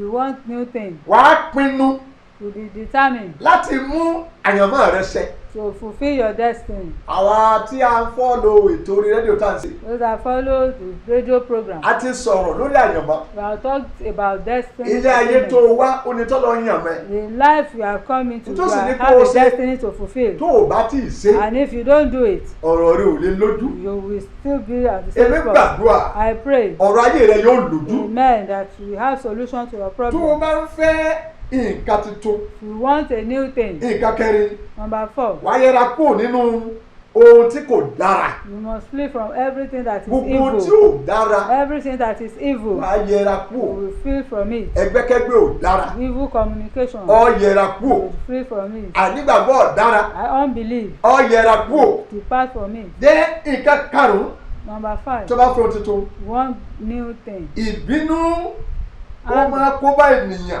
Anger, do put one into Dákun ó gbé ìbínú sí ẹ̀gbẹ́ kan. You will still put anger Ní wọ́n ti aside. yàn ọ́ jẹ, ó yẹ kókó ní ìdí gbogbo You yẹn. have been cheated. Tó bá ń fẹ́ ohun tuntun mo sọ yẹn You o. want new thing. Nǹkan kẹfà Number 6, tó bá fẹ́ ohun tuntun you want good wàá new thing. pinnu You be determined pé wàá débi gíga. that you will get to Ibi great tó o dúró sí ẹ sọ nígbà méje. where you are. Say Kó it dá orúkọ together. rẹ. Mention your Bí name. mi Daniel Dàda. Esther. máa débi gíga. I will get to the Mo ní máa débi gíga. I will get to the Máa highest débi place. gíga. I will get to the highest Máa place. débi I gíga. will get to the top. Mo lẹ́mi ó Get débi to the gíga. highest place. Mo débi Get to gíga. the highest place. Màá débi Get to gíga. the highest place. Lórúkọ Jésù In the Kristi. name of Olúwa wa. Jesus. Mo wà ṣe gborí ẹ̀. Amen. Ó débi gíga. Amen. You get to the highest Nǹkan place. keje Number tó wá fẹ́ débi gíga. to get to, Ó pa ilẹ̀kùn ẹnu rẹ mọ́. you will close the door of your mouth. Gbogbo àwọn ìsọkúsọ tí ò ní láárí. All those evil Ó máa kó bá ènìyàn. words will not come out from you anymore. Nǹkan kẹjọ. Number 8, Ó múra you will be ready láti dojú ìjà kọ ọ̀tá rẹ̀. to confront the enemy. Wọ́n sọ pé èmi má mi ò sì yàn níbi, èyí ò sí mi níbi. I Irọ́ am not ó against anyone. dojú ìjà Nobody kọ will be wọ́n. against me. You must be ready to confront the Tí enemy. wọ́n bá gé ọjẹ́ tí ò ní láárí dojú ìjà kọ bẹ̀. Confront any time. Ẹ sọ pé ẹ̀fọn Mosquito. ni. Say don't say it's ordinary Ẹ̀mí mosquito. òkùnkùn lè di ẹ̀fọn kó àbò ẹ̀jẹ̀. Demons can become Ó dojú ìjà kọ mosquito to ọ̀tá rẹ̀. bite you. You must be ready to face your enemy. Jẹ́ nǹkan kẹsàn-án Number 9, láfẹ́ òtítọ́. if you want Ó new thing, jẹ́ aládùúrà tòótọ́. you must be a prayerful person. Àdúrà tí kò bá ní iná nínú A prayer that will without fire kò lè ṣẹ́gun ọ̀tá o. cannot overcome the enemy. Kì í ṣe pé I trust my God. Ṣé mo gba Ọlọ́run mi Kò gbọ́? bá trust your Even God. if you trust your God. Ìbéèrè pé kó o yẹ ẹnu rẹ God say you gbòòrò. should open wide your mouth. Ó ní kó gbàdúrà Say you should pray láì sinmi. without ceasing. Ó jẹ́ aládùúrà. You must be a prayerful person. Àdúrà tó máa lè ṣẹ́gun ọ̀tá. A prayer that can overcome the enemy. Tó a máa ń fẹ́ ohun tuntun ni o. If you want new thing. Nǹkan kẹwàá. Number 10, Ó jẹ́ ẹni tó jẹ́ pé ó ń san ìdámẹ́wàá. you will be a tither. Jíjẹ ìdámẹ́wàá rẹ. If you eat your tithe, Ọ̀njẹ ọjọ́ ọ̀la rẹ ni you o. are eating your future. Ọ̀lọ́kẹ́ pásítọ̀ yẹn kò sí tọ́kọ pẹ̀lú pásítọ̀. It does not concern you. Ìdámẹ́wàá pastor. ó san fẹ́lẹ́ dà rẹ̀. To pay your tithe, you are paying to your creator. Àìsàn ìdámẹ́wàá And refusal to ọjọ́ pay, ọ̀la rẹ ló ń jẹ. you are eating your future. Ó gbàdúrà I pray for ọjọ́ ọ̀la you. ò ní burú fún ẹ. Your future will not be ill. Nǹkan kọkànlá 11 thing. tó bá fún tuntun You want new thing. ó jẹ́ ọlọ́gbọ́n You will be wise kó o bá lè ṣẹ́gun èṣù. so that you can overcome the devil. Tó o bá gbọ́n If you are not wise, ò lè ṣẹ́gun èṣù. you cannot overcome Tó the ń devil. tẹ̀lé dùà. You are not, we are behaving anyhow. Ó jẹ́ ọlọ́gbọ́n. You must be wise. Nǹkan kejìlá Number 12, má ṣe nífẹ̀ẹ́ owó. don't love money. Ìfẹ́ owó ní gbogbo The ẹ̀ṣẹ̀. love of money is the root of all evil. Torí ìfẹ́ owó lónìí Because of love of àwọn money ìṣèfẹ́ today, Ọlọ́run mọ́. many are not doing the will of wọ́n God bá wọn anymore. ṣe o. Don't join them. Nǹkan kẹtàlá 13, tí o bá fẹ́ ohun tuntun. if you want new thing, Ọ̀tá tí o bá dá sí lónìí the enemy you let go today, ó lè sọ pé wọ́n pa ẹ lọ́la. he may kill you tomorrow. Ó ṣọ́ra. You must be careful. Ó ṣọ́ra o. You must be careful. Dá ọ̀tá mọ̀. Know your enemy. Ìwé kò sọ́tà gbé yẹn kú o. Don't believe that there is no enemy. Àwọn ọ̀tá wo Which enemy? ètò àánú ara rẹ The gangan. enemy within you. Ọ̀tá ìgbéraga. And pride is one of them. Ó gbógun tì o. You must destroy pride. Ọ̀tá ìkíyèsára. Destroy a nonchalant. Ó gbógun tì o. You must destroy. Ìyẹn ọ̀tá tinú gangan That's nìyẹn. the internal enemy. Ọ̀tá ìnígbàgbọ́. The enemy Ó of gbógun tì o. unbelief. You must confront it. Ọ̀tá tí o bá dá sí lónìí The enemy you spare today ó lè pa ẹ́ lọ́la tó o bá may ṣọ́ra. kill you tomorrow if you are not careful. O ò ní kú sọ́wọ́ ọ̀tá. You will not die in the hand of your Àdúrà enemy. tèmi gbà fún ẹ nìyẹn. That's my prayer for you. Ọ̀tá ò ní pa ẹ́ ṣáájú ògo. Amen. The enemy will not kill you before your time. Nǹkan kẹrìnlá Number 14. tí o bá fún ohun tuntun You want new thing. tó bá fún ohun tuntun You want new thing. ní tó ṣe ni wípé What you do? ó máa ní ìtara You have the zeal láti dàgbà nínú ẹ̀mí. to grow Wọ́n kàn spiritually. jókòó jẹgẹdẹ. Don't just be seated. Ka Bíbélì rẹ. Read your Bible. Lọ sílé ẹ̀kọ́ bí tẹ́wé kọ̀rọ̀ Ọlọ́run. Go to where the word of God is being taught. Rí i wípé ẹ̀kọ́ yẹn ń yé ọ. Make sure you understand what you are taught.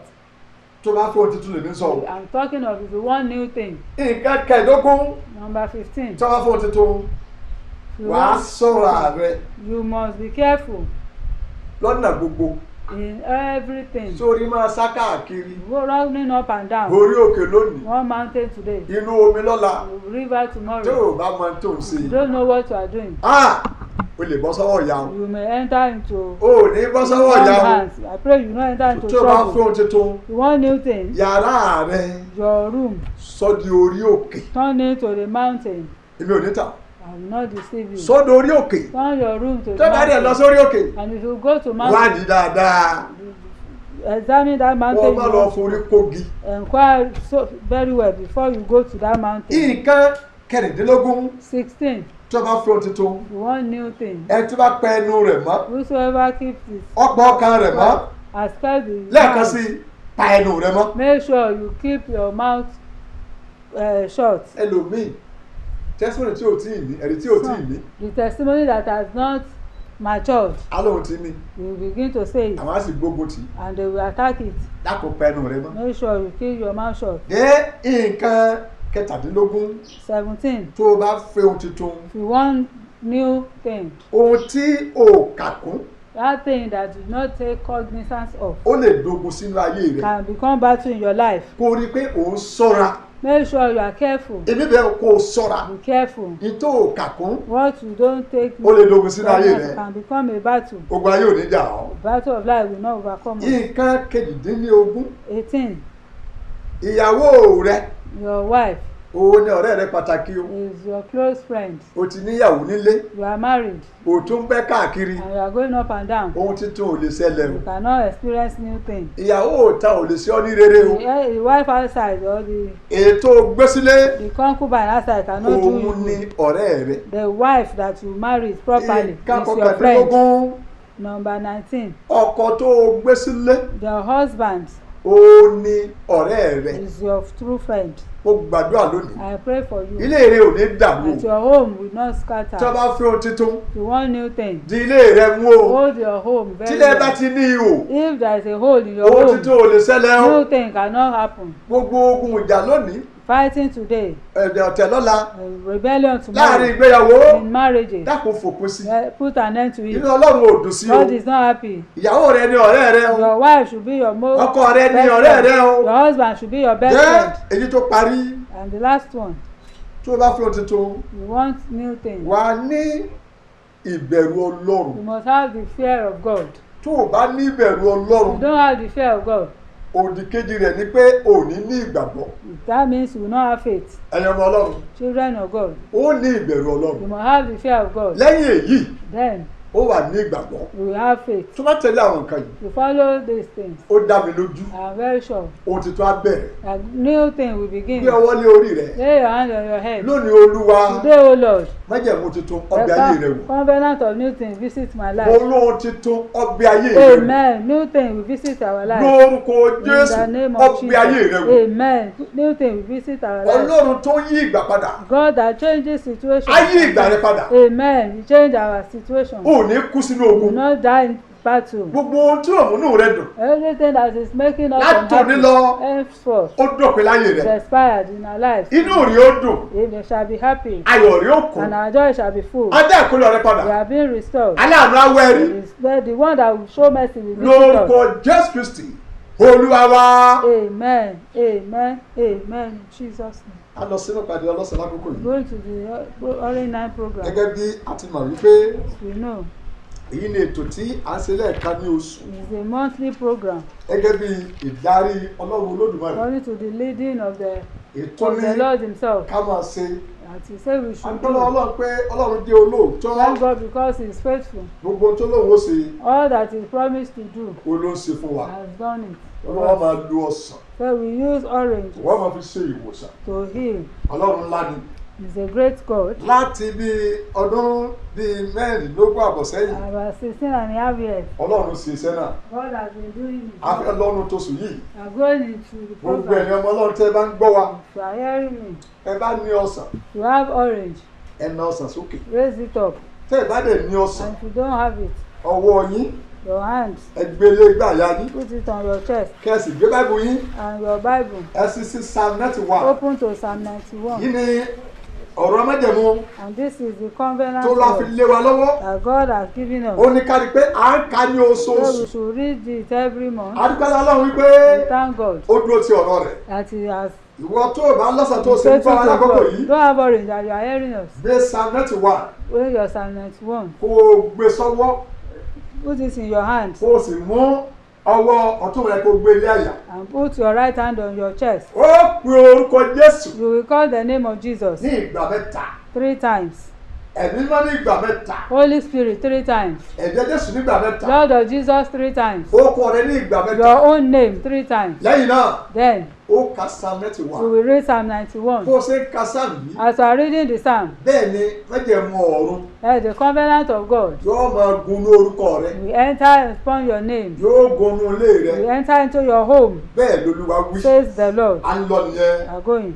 Jésù Jesus, Jésù Jesus, Jésù Jesus, Jésù Jesus.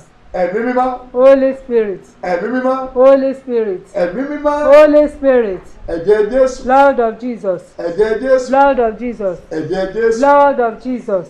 Daniel Daniel Mention your name. Daniel èmi tí mo jókòó níbi kọ̀kọ̀ ọ̀gá ògo Agbábẹ́ Olódùmarè. shall Ẹ abide fọ́ Ọlọ́run under pé the shadow of the Almighty. wọ́n ní ààbò I will say àtúndì of mi the Lord Ọlọ́run is mi our mo refuge and gbẹ́kẹ̀lé our fortress. nítòótọ́ Our God in Ọlọ́run á him we gbà mí trust. nínú Surely kẹ́kọ̀ọ́ shall àti deliver ẹ̀kọ́yẹ us from the pẹ̀lẹ́pẹ̀lẹ́ snare mú of the fowler yóò and fi from ẹrẹ̀ the bò mí serpent shall àìpẹ́ cover ìlú us sì with gbẹ́kẹ̀lé feathers. On òwò that pẹ́sẹ̀ day shall sápátá the mi street èmi shall ò ní be bẹ̀rù ashamed torí ẹ̀rù shall not be tó àdókò afraid. lọ́sàn-án The làpá àjàkálẹ̀ àrùn tó ń kí ní òkú ló fún ìparun nínú ọ̀sẹ̀ gangan ẹgbẹ̀rún ó ṣubú ní ẹgbẹ́ mi ẹgbàá ní apá ọ̀tún mi wọn kì yóò sùn mọ́dọ̀ mi kí ni wọ́n máa fi rí wọ́n fi wo èrè ẹ̀rù burú nítorí ìwọ Olúwa ó lọ sí ààbò mi ó lè lọ sí ibùgbé mi fún ẹ̀ kì yóò ṣubú lù mí bẹ́ẹ̀ ni àrùn yóò súnmọ́ ilé mi tí yóò fi ẹsẹ̀ fún àwọn angẹ́lì rẹ̀ torí tèmi wọ́n ti pàdánù gbogbo wọ́n fẹ́ sókè ní ọwọ́ wọn fún àfẹsẹ̀ mi fún òkúta ìní ọkọjá lórí kìnìún paramọ́lẹ̀ nígbọ̀rọ̀ kìnìún àti èdò ńlá máa bẹ̀rẹ̀ sí tẹ̀mọ́lẹ̀ tó tọ̀rọ̀ rẹ̀ sí mi tọ̀rọ̀ yóò ṣe gbà yóò gbé lékè tó tọ́ mọ orúkọ mi wọ́n pe orúkọ mi yóò dánú nípa nínú ìpàdú yóò gbà mí yóò bu ọlá fún mi ẹ̀mí gígùn yóò fi tẹ́ mi lọ́rùn yóò fi gbàlà rẹ̀ yóò fi hàn mí bó ṣe ń ka ọ̀rọ̀ yẹn. As you are reading the word, kó máa kà á máa ra rẹ̀ lára. personalize it. so bó ṣe ń wí. And as you are saying it, àṣẹ ti gorí ẹ̀. it is sealed. à ń lọ nígbà kejì. Yes, we are going the second time. Jésù. Jesus. Jésù. Jesus. Jésù. Jesus. Ẹ̀mí mímọ́. Holy Spirit. Ẹ̀mí mímọ́. Holy Spirit. Ẹ̀mí mímọ́. Holy Spirit. Ẹ̀jẹ̀ Jésù. Lord of Jesus. Ẹ̀jẹ̀ Jésù. Lord of Jesus. Ẹ̀jẹ̀ Jésù. Lord of Orúkọ rẹ. Jesus. Your name. Daniel. Daniel. Daniel. Èmi tí mo jókòó níbi ìkọ̀kọ̀ ọ̀gá ògo màá gbé abẹ́jì Olódùmarè. Èmi ẹ̀fọ́lọ́run pé ìwọ máa bò àtòdì mi o Ọlọ́run mi ìwékẹ̀lé nítòótọ́ Ọlọ́run á gbà mí nínú kẹ́kọ̀ọ́ akẹ́pẹ́yẹ pẹ̀kálẹ̀ ń burú yóò fi ẹrẹ̀ bò mí adéyapá rẹ̀ ní màá gbẹ́kẹ̀lé òótọ́ rẹ̀ yóò ṣe àṣà àti àpáta mi èmi yóò bẹ̀rù torí ẹ̀rù òru tọ́lá tó ń fò lọ́sàn-án lọ́pọ̀ àjàkálẹ̀ àrùn tó rìn kí ní òkú lè fún ìparun tó ní ọ̀sẹ̀ gangan ẹgbẹ̀rún aṣubú lẹ́gbẹ̀ẹ́ mi àti ẹgbàárún ní apá ọ̀tún mi wọ́n kì í lọ sọ́dọ̀ mi o kí ìyá máa fi rí tí wọ́n fi wo ẹ̀rù nítorí ìwọ Olúwa olóṣè àbò mi mo lè lọ́ọ́ ṣe gbé mi nígbà tí ó ṣubú lù mí bẹ́ẹ̀ ni àpàdé ó sùn ẹlẹ́yìn fífẹ́ sọ máa ń gẹ́lì rẹ̀ sórí mi wọ́n ti pa á mọ́ náà ní gbogbo àwọn sókè ní ọwọ́ wọn kọ́ ọ̀rẹ́ ìgbé òkúta ìdí akọjá lórí kìnnì paramọ́lẹ̀ ẹgbẹ́ kìnnì àti èdò àti tẹ̀mọ́lẹ̀ tó ń tẹ̀lé rẹ̀ sí mi tó ń lè ṣe gbà èmi ó gbé lékè tó ń mọ orúkọ mi wọ́n pe orúkọ mi o èmi ó dánú nípa nínú ìpẹ́lú yóò gbà mí yóò gbọ́dá fún mi ẹ̀mí gígùn á fi tẹ̀ mí lọ́rùn yóò fi gbàlà rẹ̀ yóò fi gbà mí. Allah nígbà kẹta. We are going the third time. Jésù. Jesus. Jésù. Jesus. Jésù. Jesus. Ẹ̀mí mímọ́. Holy Spirit. Ẹ̀mí mímọ́. Holy Spirit. Ẹ̀mí mímọ́. Holy Spirit. Lord of Jesus. Ẹ̀jẹ̀ Jésù. Lord of Jesus. Ẹ̀jẹ̀ Lord of Jésù. Jesus. Orúkọ rẹ̀ Daniel. Daniel. Daniel. Èmi tí mo jókòó lókòkò ọ̀gá ògo màá gbé abẹ́jọ́ Olódùmarè. Èmi á wí fọ́lọ́run pé o wọ́n láàbò àtòdì mi Ọlọ́run mi ìgbẹ́kẹ̀lé nítòótọ́ wọ́n gbà mí inú kẹ́kọ̀ọ́ àpẹpẹyẹ kàkálà wúrú yóò fi ẹrẹ̀ bò mí alẹ́ fèsì gbẹ́kẹ̀lé òótọ́ rẹ̀ yóò ṣe àṣà àtàkàtà mi èmi ò ní bẹ̀rù torí ẹ̀rù tó àti òfò lọ́sàn-án ẹ̀fọ́ àìsàkáyà tó ń kí ní òkú àbí fún ìpanu tó náà sàn dandan ẹgbẹ̀rún ó ṣubú ní ẹ̀gbẹ́ mi nígbà ní apá ọ̀tún ṣùgbọ́n kò ní súnmọ́dọ̀ mi kí mi lè máa fi rí tí wọ́n fi wẹ̀ ń burú torí ìwọ olúwa mo lọ sí àbò mi lọ́dọ̀ ṣe dùgbẹ́ mi pé kí ó ṣubú lù mí bẹ́ẹ̀ kò kí ó sọ alẹ́ mi tí ó fi àṣẹ fún áńgẹ́lì rẹ̀ nítorí wa láti pa á mọ́ lọ́nà tó gbogbo àwọn sì lè náwó wọn láti ṣe gbogbo òkúta èmi ó kọjá lórí kìnnú sàmọ́lẹ̀ ẹgbẹ̀rún kìnnú tẹ̀lé láti tẹ̀mọ́lẹ̀ tó náà lẹ̀ sí mi sẹ́ni yóò sì gbà èmi ó gbé lékè lọ́mọ orúkọ mi òun ó pe orúkọ mi èmi ó sì dá lóhùn yóò pẹ̀lú ìpẹ́jú yóò gbà mí yóò bu ọlá fún mi èmi gígùn káfí tẹ lọ́rùn yóò fi gbàlá rẹ̀ yóò fi rà mí. ọ̀sẹ̀ náà ẹ̀nà sókè Raise it up. ẹ̀nà sókè kárí bàtà ọ̀ yé kékeré bá sándara kapò orí bá kàkà sílí yá bàtà ọ̀ yìí lè kapò ẹ̀jẹ̀ Jésù ooo yes Lord. Ẹ̀jẹ̀ Jésù ni mo pè The ó. blood of Jesus. Oh my God. Iná ẹ̀mí mímọ́ gbé wa The ró. Holy Ghost fire uphold us. Omi ara rẹ̀ gbà wá The blood ró. of Jesus cleanse us. Ògùn ayé wa di tẹ́ mọ́lẹ̀. Every battle in our life. Ayé bàbá lógo. Glorify God. Bàbá Father, bàbá Father, bàbá mi ò. Father, Mo fẹ́ dúpẹ́ lọ́wọ́ yín. I want to thank you. Ẹ jẹ́ Ọlọ́run tó tó sìn. A God that is worthy of our worship. Ọlọ́run tó ṣèlérí. A God that promised Tó sì mú ìlérí ṣẹ. and fulfilled his promises. Ó ní ẹ máa ṣe yìí So we should do this lẹ́ẹ̀kan lóṣù. once in a month. Ìmí sì máa lu And ọ̀sán. I will use orange Wọ́n fi ṣe iṣẹ́ ìyanu. for miracle. Bàbá mi ò. My Father, Àkókò tó. this is the time. Agbára lálọ́dọ̀kì. My power from on high. Wọnú ọ̀sẹ̀ yìí Enter lọ. into these oranges. Káwọ́lì rọ́bọ̀ sílé kẹta o. Kapokuria Basinda. Agbára ńlá láti òkè. Power from on high. Fún ìwòsàn ojú ẹsẹ̀. For instant healing. Wọnú ọ̀sẹ̀ yìí Enter lọ. into these oranges. Yẹ́rì kapọ́lì la yaba kàkà. Bẹ́ẹ̀ni kẹ́kọ̀ọ́ ní asẹ́lẹ̀ kẹtọ́lẹ̀. Àyè ni ma rọ́bọ̀ sílé kẹkọ̀ọ́. Kapozu Kantapo. Àṣẹ tó fi dá ayé àti ọ̀run. Authority with which you created Fún heaven and earth. ìwòsàn ńlá. For great healing. Wọnú ọ̀sẹ̀ yìí Enter lọ. into these oranges. Akọ wípé It is written amú ẹ̀jẹ̀ ọ̀dọ́ àgùntàn that the blood of the lamb aláìléèrí I was without blemish. a fi ṣe ìrúbọ I was used as sacrifice ká tó fìpìlẹ̀ ayé sọlẹ̀. before the foundation of the earth. Bàbá mi ò. My Father, A sì àtúmú ẹ̀jẹ̀ ọ̀dọ́ àgùntàn yìí. use the same blood of the lamb Àdáálẹ̀ ní gọ́ngọ́tà. that was shed at Golgotha, Àtúmú ẹ̀jẹ̀ and the blood àdáálẹ̀ ní ọgbà yìí dẹ́nu. was shed in the Garden of Amú Eden. ẹ̀jẹ̀ The blood àdáálẹ̀ ní Íjíbítì. was shed in the land of Egypt. Ọlọ́run tó ń pa ẹ̀jẹ̀ fún wa. God that keeps covenant. Àwọn ẹ̀jẹ̀ yìí This apapọ̀ blood will bring them fún together ìwòsàn ńlá. for great healing. Wọnú ọ̀sẹ̀ yìí Enter lọ. into these oranges. Kẹ́fọ́ rẹ̀ ọ̀la kásìrì dà. Yéndaríma káwọ́rìmá sẹ̀rẹ̀ kàmáàlì kàtá yé kẹ́kọ̀ọ́. Yíndóríma kàkà yé rẹ̀ kàtá òrì. Àṣẹ ìwòsàn látòkè. Authority from on Fún high for ìwòsàn healing, ńlá. for great Wọnú ọ̀sẹ̀ yìí lọ. Enter into this orange. Ah. Kabozokotoya. Ṣé bàbá mi Thank you, Lord. láti ṣe yìí lọ? Henceforth, Ọ̀sẹ̀ yìí this orange ó di ẹ̀jẹ̀ Jésù. becomes the blood of Jesus. Gbogbo ẹnikẹ́ni tó bá ti kú Anyone that drinks it, kò gbọ́dọ̀ sí ogun there ikú. shall be no death. Gbogbo ẹnikẹ́ni tó bá ti kú Anyone that takes this orange, kò gbọ́dọ̀ sí ogun there àìsàn. shall be no sickness. Ẹ̀mẹ́jẹ̀mú Olódùmarè. By the covenant of God, Asọ́di ọ̀sẹ̀ ẹ̀mẹ́jẹ̀mú. because the Ilé covenant tó bá orange, wọ̀ wherever it enters, ikú ò ní wọbẹ̀. death will not enter the house. Àìsàn ò ní wọbẹ̀. Sickness will not enter. Àyà sí Be mímọ́. sanctified. Lóko The Ọlọ́run name Bàbá, of God the Father, Ọmọ Son, àti Ẹ̀mí and mímọ́. Holy Spirit. Jésù Kristi Olúwa wa. In Jesus' name we pray. Ọ̀sẹ̀ yẹn The orange, ẹ jẹ́ kí a fi sẹ́gbẹ̀ẹ́ kan sí. let's put it aside.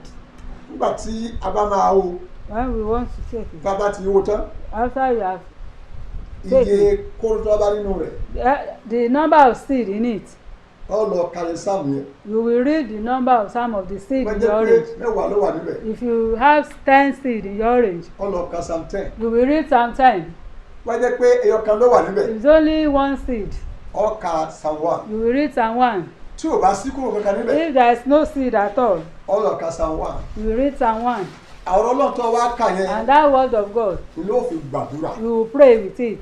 pẹ̀lú àṣẹ Olódùmarè. And by the authority of God, Nígbà tí o bá gba àdúrà yẹn tán, after the prayer, nǹkan tó ń là kọjá lọ, what you are passing through, wàá bá pàdé nínú àdúrà yẹn. you will meet it at inside the prayer. Àṣẹ Olódùmarè nìyẹn. That's the authority of Lákòókò God. yìí, á bu omi wa. You take our water. Omi yẹn That water, à ń nà sí òkè. you raise your water up. Yìí ni àṣẹ Olódùmarè. This is the authority of God. Àwa sì dúró ní májẹ̀mú náà. And we stand on that covenant. Májẹ̀mú tí kò yí padà. The covenant that changeth not. Ó ní ẹ mú omi, So you should take water ẹ mú ọsàn. and orange. Ẹ máa gbàdúrà sílẹ̀ kan lọ́sùn. Pray on it once a month Fún ìwòsàn. for healing. Ọlọ́run dẹ̀ ti ṣe ọ̀pọ̀lọpọ̀ And yá. God has done many wonderful works. Náà, wọ́n tó bá ń gbọ́ wa, If you are listening, lákò gbé omi kan nà sókè. take water and raise it up. Nà sókè. Raise it up. Ọlọ́run bàbá lọ́la o, mo ṣe bá o. Kálíbà, òun náà ṣe lè kàpọ̀, àyíkálíbà tá lè rè é pàkó. Ní kàkà yàmù sókè. Ọlọ́run bàbá mi o, mo ṣe bá o. Mo ṣe bá torí bẹ́ẹ̀ ń gbọ́ àdúrà o. Lékè bá kórè bá ṣe lè kàtà òyà. Yìrì bá kásá dára láyé kan bá ní àyíká ìgbóni kàpọ̀. Bàbá o! Father, Akọ wípé it is written, àtẹ̀kọ́sí in the beginning ọ̀rọ̀ wà. was the Word, Ọ̀rọ̀ pẹ̀lú Ọlọ́run. and the Word was with God, Ọlọ́run ní ọ̀rọ̀. and the Word was God. Lẹ́yìn ẹ̀, There, after him, àdánfò. there was nothing that was created. Bàbá o! Father, Agbára tó ti ọ̀rọ̀ lẹ́yìn. Father, back to the Word Fún iṣẹ́ ìyanu ojú for ẹsẹ̀. instant miracle. Wọ́n ọdún omi Enter yọ. into this water. Kí omi bá sílẹ̀ kápá ní alákàpọ̀lẹ̀, ayé alákàpọ̀lẹ̀. Ayekazinda. Ṣèrèké sẹ́lẹ̀ ká máa pèlè bá tura. Oh, yeah, but say it. Wọ́n ọdún omi yọ. Enter into this water. Jesus. Ángálì tó ń ro Bẹ́sáídà. The angel that troubled the pool of Mo Bethsaida, pa á láṣẹ. I command you, Lóko Jósùfà. in the name of Jesus Christ, Fara àlákòókò yìí. appear now. Torí akọ wípé For it is written ẹ máa iṣẹ́ fáwọn that àyànfẹ́. you will be you run errand for Inú the saints. àyànfẹ́ ni mo I wà. am one of the saints, Mo ní kó o fara hàn. and I pray that you appear now. Ángálì tó ń ro The Bẹ́sáídà. angel that troubled the pool of Tọwọ́ Bethsaida, bomi yìí. and you put your hand in the Tọwọ́ water. bọ̀. Put your hand in this water. Ọwọ́ ìyanu. Right, my hand of Ọwọ́ miracle. ìyanu. Hand of miracle. Ọwọ́ ìyanu. Hand of miracle. Ọwọ́ ìyanu. Hand of miracle. Tí ọwọ́ bomi yìí. Enter into this water. Yìí ni bá kà. Zingare kapoli yàtúrà. Dákúrí bọ́ ọ̀nà sókè. Make sure you are putting your Àríkú hand ọwọ́ up. rẹ ti wúwo lákòókò yìí. Your hand is heavy. Wọ́n gbé ọwọ́ yẹn sílẹ̀. Don't put it down. Agbára ọ̀gá ògbó. My hand, the power of Ó Almighty. ti wọ́n omi yẹn. Enter into the Nà water. ọwọ́ náà sókè. Raise your hand up. Má ka ọwọ́ yẹn sílẹ̀. Don't bring it down. Bàbá My o! Father, Mo gbé omi yìí. I bring this water. Mo gbé lọ sí Kámárì. I take this water to Ibi Calvary, tí ẹ̀jẹ̀ gbé sàn. where the blood was flowing. Ẹ̀jẹ̀ tó sàn ní Blood Kámárì. that flows at Fún Calvary ìwòsàn ojú ẹsẹ̀. for instant healing. Wọ́n ní omi Enter yìí into náà. this water. Oh, lima kestelere ya, Lord, lima kambai na reka pa ile kusia. Yure basa na reka pa. Rika bokori. Mahai ni se na reka pa. Rika kasukari abakakori. Reka po. Mayekende bozoke. Lord, rika borika abas. Wọ́n ní omi yìí náà. Enter into this water. Wọ́n ní omi yìí náà. Enter into the water. Enter into the water. Wọ́n ní omi yìí Enter náà. into this water. Ẹ̀jẹ̀ Lord of jẹ́. Jesus. Wọ́n ní Enter omi into this yìí náà. water. Aha. Jesus. Láwọn ṣe.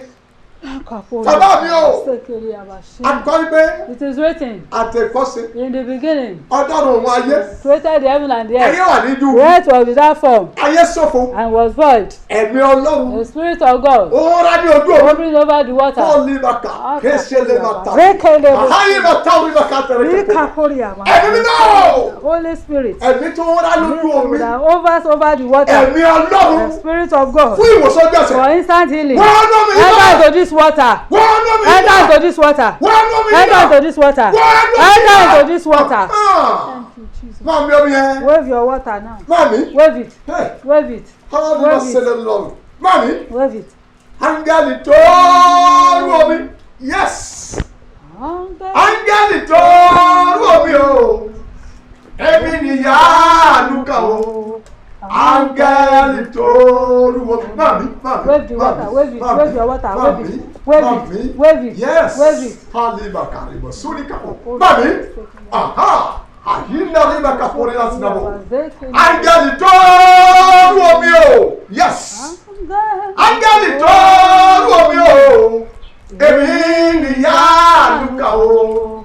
Áńgẹ́lì ẹni tó rú omi ní Olúwa ṣe wà. As the Lord lives ṣé ìbẹ̀rẹ̀ bẹ̀ láàyè. and His Spirit is alive, omi yẹn di ẹ̀jẹ̀ the Jésù. water becomes the blood of gbogbo Jesus. ẹnikẹ́ni tó bá mú. Everyone that drinks, kò sí ogun ikú. there shall be no death. kò sí ogun àṣà. There shall be no ilé sickness. tó bá wọ̀. Which house that you enter, Ikú ò ní wọ̀ bẹ̀. there shall be no death. aṣọ di mímọ́. It is sanctified. lóko Ọlọ́run God gbára. the Father, ọmọ the Son, àti and ẹ̀mí the Holy Spirit. Jésù Kristi Olúwa wa. In Jesus' name we pray.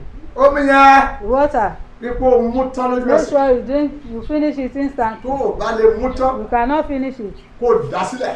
Pour it away. kò gbọ́dọ̀ di ọ̀la nulẹ̀ rẹ̀. You must not get to tomorrow. tó o bá lè mú tán. You can finish mú it. tán lákòókò yìí. Finish it. tó o bá lè mú You tán. cannot finish it. kó dá sílẹ̀. Pour it on the ó lọ ground. sọ àtẹ́mọ̀ ẹ̀bẹ̀ The láàyè. Lord is and His Spirit is alive. ó rí ọwọ́ Ọlọ́run ńlá. You see the mighty hand of Ọlọ́run ńlá God. tẹ́wọ́ bẹ́ẹ̀. God will ìyanu ṣẹlẹ̀. help you and there will be wá wonder. gbé ọ ní àyà rẹ̀. Now your hand on your chest kí àmì rẹ̀ and your amen. kó máa rinlẹ̀. Let it be loud. hálíbà tó yà. ẹ̀yin ló tọ́ sí. ẹ̀yin ló tọ́ sí. ẹ̀yin ló tọ́ láti gba ògo. You are worthy to ẹ̀yin be ló tọ́ sí glorified. o bàbá. You, O Lord, are worthy to be glorified. Bàbá. Father, bàbá. Father, bàbá mi o. my Father, mo dúpẹ́ lọ́wọ́ rẹ. I thank you. mo yìn ọ́ lógo I glorify your name. fún ohun ńlá tó ti ṣe Great things that you have done àti tó tún ṣe. and the ones you will still do. gbogbo ibi tá a ti ń gbóhùn mi lákòókò yìí. Wherever you are listening to me, nínú ilé náà in such homes, ikú ò gbọdọ̀ wọbẹ̀. death will not enter. àṣẹ ni lórúkọ Jésù. With authority from God. in kò the name gbọdọ̀ of sí Jesus, ogun ikú. there shall be no death. bí Olúwa ṣe wà As the Lord lives tí èmi rẹ bẹ láyé. and the Spirit is alive, kò gbọdọ̀ sí ogun there ẹ̀sán. shall be no sickness. gbogbo ẹnikẹ́ni Everyone tó ń gbọ́ ohùn mi that is listening to my kò voice, wá àánú àìlera kan if you are in any sickness, bó o ṣe ń mu ọsàn as you take the orange tó o sì ń mu omi and the water, ìwòsàn ojú ẹsẹ̀ instant healing kó wọ àgọ́ ara rẹ náà. into your body.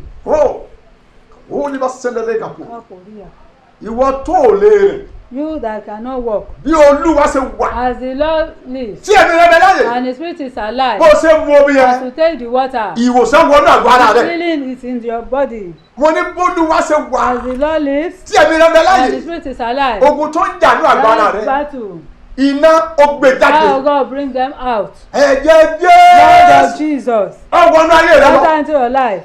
o ò ní kú You will not die. ó yè. You shall live. o ò ní kú You will not die. ó You yè. shall live. bẹ́ẹ̀ òní Olúwa wí. Praise the Lord. mo wá súre fún ẹ. I pray for you. Ọlọ́run tó ní ọjọ́ òní As God that holds today yóò ṣẹ́gun fún ẹ. will bring you victory. ẹ̀dá rẹ ò ní gbàbọ̀dé. You will not, your head will not abhor evil. o ò ní ṣe lásán. You will not walk in vain. adá ìkólọ rẹ You padà. are being restored. orí ọmọ ò ní sunkún. Over your children, you will not weep. orí aya ò ní sunkún. Over your wife, you will not weep. ẹ lè wọ ẹnìkan You look at wọ́n someone dẹ̀ sọ̀rọ̀ òdì sí lónìí. and they spoke evil into our ó wà life lórí ẹpẹ́ lákòókò yìí. and is weeping. ó ti wà ní ilé ọkọ. Is in the husband's house. òní ló di ọdún méjì ó lé ní ogún. Today is 22 years wọ́n dẹ̀ sọ ọ̀rọ̀ òdì sí. and they spoke evil words. ó wà lẹ́nu ẹkún lákòókò yìí. She is weeping right now. Ọlọ́run má jẹun ní kí n sọ fún ẹ pé God of covenant say I should tell you ẹkún yẹn òun sọ di mírèkù. that your weeping is turned to miracle. agbá tí ò jẹ́ kó o bímọ. Power that does not allow you to give àrá birth. sọpá. Thunder of God kill them. Olúwa sọ pé òun yóò pè ọ́ wò. God say will visit you. nú ojú rẹ nù. Wipe your tears. bẹ́ẹ̀ lolúwa wí. Praise the Lord. Ọlọ́run ògo fọkọ Glory rẹ. be unto your name. gbogbo àwọn ọmọ rẹ All your children tí wọ́n nílò ọkọ gidi. that need good husband. Ọlọ́run bàbá mi My Father, bá mi dá wọn lò. answer them. agbá tó dín ọ lọ́wọ́ Power that is delaying kílẹ̀ them. kó gbè mí. Let the ground swallow gbogbo them. àwọn ọmọ rẹ Your own children tí a nílò aya that gidi need good wives. bá ń fún ọ ní aya Father, gidi. give them good má wives. jẹ́ kí wọ́n ṣe aya Let fẹ́. them not marry àwọn ọmọ wrong rẹ wives. Your children tí ò níṣẹ́ lọ́wọ́ that are jobless. bá ń fún ọ níṣẹ́ Father, gidi. give them profitable láti jobs. òní lọ From today, àwọn ẹ̀mí tí wọ́n jẹ gbèsè those that are in debt, Ọlọ́run ó sọ gbèsè náà. Father will pay the ọ̀nà debt. yóò là fún ẹ. There will be way for ìjì us. òní jà ọ́. There will be no trouble. ogun tó ń lọ lọ́wọ́lọ́wọ́ yìí No this pandemic, mo pe ogun náà ní àìsàn wèrè. I call it the madness of ìjọba wèrè ló tì lẹ́yìn. sickness of insanity. bàbá mi. That is backed up by the kingdom of insanity. a ti bẹ̀yọ̀. We have begged you, lè Lord. pé tẹ̀sẹ̀ ni. If it is sin, a ní o dáríjì. we ask you to forgive us. Jésù láti ń gbógun. And if it is the devil, Jésù ọ̀dá ó dúró. that you should stop his activity. ìwọ àìsàn yìí. Use this sickness. àló ti ṣe àṣìṣe. Say you have made a mistake. torí pé o ti ní ìbẹ̀rẹ̀. Because you had a beginning. dandan ni kó o lópin. Then you must have an end. agbára abi tó ń lò. The evil power you láti pa àwọn ènìyàn. to kill people. agbára yẹn di òfo. Power is rendered impotent. ọ̀run kò lágbára náà. The power of God overshadows ẹ̀mí burúkú tó ní kiri that ẹ. evil spirit going in. iná kó bọ̀dù. The power of God consuming. àkókò tó. It is time. ọlọ́run ó jà fún wa. Our God will fight for ọlọ́run us. yóò ràn lọ́wọ́. God will help us. àìsàn tó yóò jẹ́ ká lè lọ sí This tọ́. sickness that does not allow olúwa bá ọ wí. the Lord rebuke kò you. já lọ síbi iṣẹ́. Not allow us to go to work. olúwa bá ọ God wí. will rebuke you. bó ló ṣe wà. As the Lord lives, kò ní sí ogun ikú there mọ́. shall be no death anymore. àwọn tí a ti wà ní Those ìwòsàn. that are ọlọ́run ó wò yín sàn. God will heal you. ọlọ́run ó wo àgbáyé. God will heal the ọlọ́run yóò wo God nàìjíríà. will heal this á kọ́ nation. ọlọ́run ogun You yìí. shall be free á yin ọlọ́run lógo. and we will glorify ọlọ́run ògo God. fókọ rẹ̀. Glory be unto your ká name. tó máa lọ. Before we go, ọlọ́run gbàdúrà. God said I should pray. àwọn ọmọ káwọn ọmọ èṣù ni wọ́n. There are some children of the wọ́n devil fẹ́ máa lo àkókò yìí. and they want to use this máa time ṣẹ́ tí ò dára. to do evil work. olúwa ṣe wà tí wọ́n fẹ́ As the láàyè. Lord lives and spirits alive, àdàbí o except tí ẹ bá tẹlẹ̀. if you don't walk on the tẹ́ ẹ ground. bá ti tẹ ilẹ̀. If you walk on the ground tẹ́ ẹ lẹ́sìsẹ́ bí. and want to do evil tẹ́ ẹ sì ronú pìàdà. and you refuse to repent, tẹ́ ẹ bá lọ ẹ̀mí bọ̀. if you go, you not return. áńgẹ́lì kú yóò máa The lé angel of kiri. death will pursue you. àṣẹ ti gorí ẹ̀. It is sealed. bẹ́ẹ̀ ló sì rí. But and so shall it. ọlọ́run ògo fókọ rẹ̀. Glory be unto the tí kò Lord. ti gbọ́ tiwa. Because I have answered. gbọ́ àdúrà. Amen. Jésù Kristi olúwa wa. In Jesus' name we pray. àmín. kó tó di pé a ṣe orí ọ̀fẹ́. Before we share the grace, ẹ̀yin ọmọ ọlọ́run children of God, tí àjọ ń ṣe ètò rédíò ní aago kan. now we connect to the program by 1 a.m. a dúpẹ́ lọ́wọ́ yín gan-an. We thank you torí àkókò yẹn orun máa ń kan àwọn èèyàn. because that is the time people do sleep, ṣùgbọ́n ẹ̀yin ò sùn. but you are not yín asleep. tẹ́ ẹ wà ní nàìjíríà. Those in Nigeria, yín tẹ́ ẹ wà ní overseas. those abroad, a dúpẹ́ lọ́wọ́ yín. we thank you all. ẹ má jẹ́ ká sinmi. Let us not relent. aago kan òru lónìí. By 1 a.m. today, ètò yẹn ń tẹ̀síwájú. the program continues. ẹ̀yin tẹ́ ẹ̀ tí ì join wa. And if you have yet to join ẹ us, join. please do. àdúrà ló kan lákòókò yìí o. It is prayer that we need at this agbára ò lè ṣe o. no power can do it. ọlọ́run yóò ràn ẹ́ lọ́wọ́. God will help us. mo dẹ̀ ń kígbe. And I'm shouting it. ẹ pa òfin mọ́. Make sure you obey the law. wọ́n ní a máa di aṣọ mọ́jú. So you should use nose mask. kó o rí i pé òun fi sójú Make ẹ̀. sure you use it. má sọ pé o jẹ́ hólíhólì. So you are holier than thou. má lọ kó bá orúkọ ọlọ́run. And put the name of God to shame. wọ́n ní ká gbélé wa. So you should stay at home. gbélé rẹ. Stay in your home. bó o ṣe ń pòfin ìjọba mọ́. And as you are keeping the law, òfin tẹ̀mí náà kọ́ wá pamọ́. make sure you keep spiritual law. Psalm 91. Psalm 91. kọ́ máa lọ lójoojúmọ́ Make o. sure you are reading it regularly. o gbàlàyé mi o. You listening? Psalm 46. Psalm 46. kọ́ máa lọ lójoojúmọ́ o. Read it regularly. Psalm 71. Psalm 71. verse 3. Verse 3. kọ́ máa lọ lójoojúmọ́ o. Make sure you memorize Psalm it. 121. Psalm 121. kọ́ máa lọ lójoojúmọ́. Make sure you read pẹ̀lú regularly. àṣẹ olódùmarè. And by the authority of àwọn God, aláàárẹ̀ yẹn ogun we yìí will see the end of this kò ní sí battle. ogun ikú. There shall be no death. bẹ́ẹ̀ ni Olúwa wí. Praise the Lord. ẹ jẹ́ kí a ṣe oore ọ̀fẹ́. Let's share the grace. jẹ́ kí oore ọ̀fẹ́ Grace ti of bàbá our Lord Jesus tí Christ, ọmọ the love of tẹ̀mí God, mímọ́, and the sweet ọba wa fellowship gbé of the Holy Spirit láti sin lọ. be with us now and Ìsìlálá. forevermore. Amen. Surely the Lord's Láti àánú. goodness and mercy Yóò shall máa tọ̀ follow lẹ́yìn. us all the Ìyá days ìgbogbo of our lives. ọmọ ìgbèlè We Olúwa. shall dwell in the house of the Lord Láti forever àlá. and ever. Amen. pé wọ́n lẹ́yà rẹ̀. Your hand on your chest. má fi ọ̀rọ̀ yẹn ṣeré. Don't joke with that covenant. ọ̀rọ̀ májẹ̀mú ni. It is a covenant. tí o bá dẹ̀ ti gbàgbọ́ And once you believe, yóò ṣẹ́ mọ́ lára. it will work for you. ó wí nígbà méje. Say it 7 times. èmi àti ìdílé mi. I and my household, àní pé kú we kan shall not die, bí ò ṣe yíyè. but live ká lè gbọ́ to Ọlọ́run. declare the Lórí glory ilẹ̀ of God alààyè. in the land of the living. Èmi àti ìdílé I and mi. my household shall not Ah, die ní but pé live kúkú kan. to declare the Bí ò glory ṣe of God yíyè. in the land of the Gbogbo living. Ọlọ́run I and my lórí ilẹ̀ household shall not die Èmi but àti live ìdílé mi. to declare the Ah, glory ní of God in the kúkú land kan. of the living. Bí ò ṣe I and my yíyè. family, my Gbogbo household Ọlọ́run shall not die but lórí ilẹ̀ live to alààyè. declare the glory of Èmi àti God ìdílé in mi. the land of the living. Ah, I ní and my kúkú children, my kan. household, Bí ò family ṣe shall yíyè. not die but Gbogbo live Ọlọ́run to lórí declare the alààyè. glory of God in the land Èmi of the àti living. ìdílé mi o. I and my children, Èmi my pé household, kúkú my kan. family, we Bí ò shall ṣe not yíyè. die Lórí but alààyè. live to declare the Èmi àti glory of ìdílé God. mi. The land of the Àní living, pé my kúkú kan. children, my household, Bí ò my ṣe family yíyè. shall not Lórí die alààyè. but live to Èmi declare àti the glory ìdílé of God. mi. The land of the living, Àní my pé children, my kúkú kan. household, my family, we Bí ò shall ṣe not yíyè. die but live to Ẹ̀rù declare the Ọlọ́run glory of God in lórí the land of the living. ilẹ̀ In the name of alààyè. Jesus. ṣẹ́ni bá ṣe wí As you have spoken, àṣẹ ti gorí it ẹ̀ is stilled. kò ní sógun ikú There shall be no death. kò sógun ìjàmbá, There shall be no accident, so no why, sir? tragedy. There shall be no sickness. ẹ̀jẹ̀ Jésù ó yí The ilé blood yín of ká, Jesus surround our home. ẹ ó yè We shall live. bẹ́ẹ̀ lolúwa wí. Praise the Lord. Jésù Kristi Olúwa wa. Amen. Á sí hallelujah mẹ́ta. 3 hallelujah. Hallelujah. Hallelujah. Hallelujah.